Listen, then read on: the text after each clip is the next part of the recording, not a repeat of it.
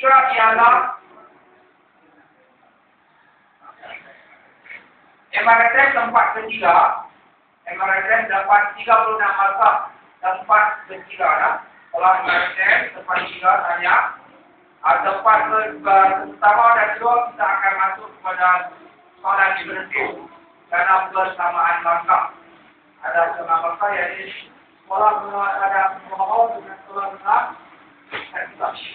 Okey, sekolah menengah bawah dengan sekolah menengah atas.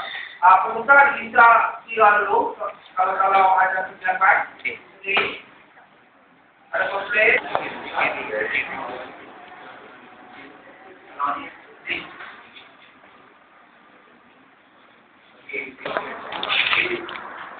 Soalan tambahan. Okey, peserta pertama tak boleh bincang, awak boleh pilih siapa yang jawab. Di sini. Okey, sudah. Siapa yang jawab? Tentulah. Saya tak sebab peserta pertama. Siapa yang jawab? Okey, kita kalau lagi. Baik. Dah bincang yang jawab? Baik. Jadi yang pilih antara kamu. Ucap kenal. Ucap. Okey. Yang mana benar mengenai hukum dan waktu mengeluarkan zakat fitrah? Yang mana benar mengenai hukum dan waktu mengeluarkan zakat fitrah? A.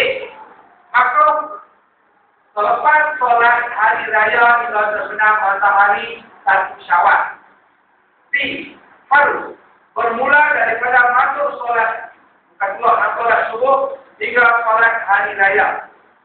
C. Wajib sepanjang bulan Ramadan. C.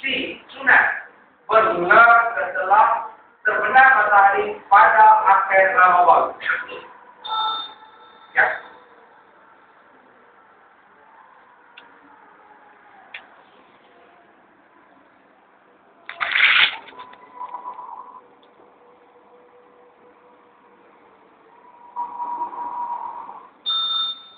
Jawapan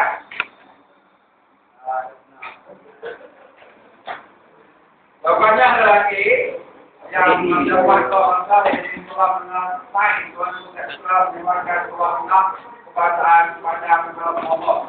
Jadi kesimpulan apa yang diberikannya adalah Tuhan kuih benar-benar mereka terlibat pada tahun ini 2011 ialah jatuh kepada sekolah menengah pada sekolah menengah Tuan Nusantara dan akhirnya kepada sekolah menengah bangsa pada Mol.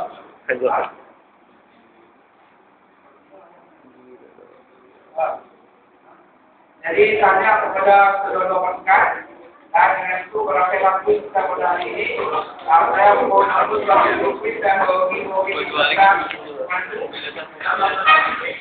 Maaf sekiranya ada kesilapan yang kita Wassalamualaikum.